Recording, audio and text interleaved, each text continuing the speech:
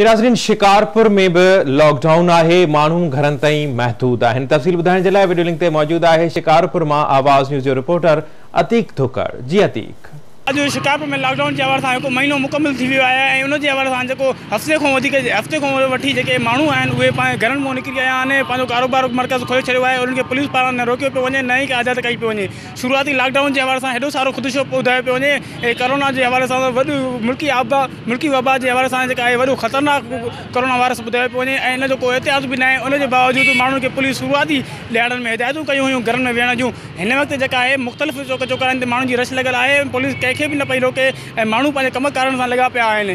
हेॾो सारो ख़दशो ॿुधायो पियो वञे, पर माण्हुनि खे रोकण लाइ ज़िले इंतिज़ामिया जा शिकारपुर पुलिस को बि तहरीक न आहे वरितो ऐं मुख़्तलिफ़ चौक चौराहनि ते अलाह वारा चौक ते असां ॾिसी रहिया आहियूं। हे जेको आहे अलाह वारो चौक आहे, हे माण्हुनि जा हुजूम लॻल आहिनि। पुलिस ख़ामोश बेड़ल वेठी आहे ऐं लखीदर जुस्तम रोड या जुमाणी हाल चौक जेको आहे स्टोरगंज वारा इलाइक़ा, उते बि माण्हुनि जी रश लॻल आहे। माण्हुनि जा वॾा हुजूम लॻल आहिनि, मेड़ा लॻल आहिनि ऐं उते पुलिस नथी रोके। हेॾो कोरोना जो वॾो ख़ुदशो अलाह करे ख़ैर असां वटि शिकारपुर में त हिन वक़्तु जेका आहे टे जमात जेके तबलीगी जमात जा जेके माण्हू हुया उन्हनि मां टिनि खे शक ज़ाहिर थियो आहे ऐं जेके ॿ ड्रखण जा आहिनि, हिकिड़ो चांडिया बिरादरी जा वापसि रखंदड़ आहे ऐं हिकिड़ो मंगी बिरादरी में ॿ जेके आहिनि शिकारपुर हिन वक़्तु मजबूत तौर ते 5 जेके कोरोना जा इहे केस ज़ाहिर थिया आहिनि। मक़ामी जेके माण्हू आहिनि हिते शहर जा उन्हनि मां अञा ताईं कंहिंखे बि न थियो ऐं हेॾो सारो जेको अहिड़ा मेड़ा मेला जेके इहे थींदा त ज़रूरु हिते बि कोरोना जो पंहिंजो असरु ॾेखारींदी। पर जेके एहसास कफ़ालत प्रोग्राम जे हवाले सां ॻाल्हि कयूं, उते माण्हुनि में बेह पयल आहे, माण्हू में पयल आहे,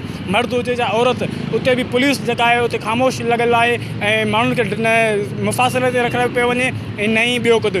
3 ॾींहं गुज़री विया आहिनि। असांजी माण्हुनि सां बि शहरनि सां ॻाल्हि ॿोल थी, उन्हनि जो इहो चवणु हो त असांखे 3 ॾींहं थी विया आहिनि, ज़िले इंतिज़ामिया असां सां तामुन न आहे कयो, मजबूरन असां पंहिंजो जेको कारोबार आहे खोले छॾिया आहिनि। हिन मां ताईं सरकार ज़िले इंतिज़ामिया जा सरकार कारोबार मर्कज़ जेके आहिनि खुलण जो त ऐलान न आहिनि कया, पर पोइ मजबूरन बेरोज़गारी ऐं मज़दूर तबिको जेको आहे उहो त परेशान थी वियो आहे। इन जे करे असीं पंहिंजा कारोबार मर्कज़ आहिनि उहे खोलिया आहिनि।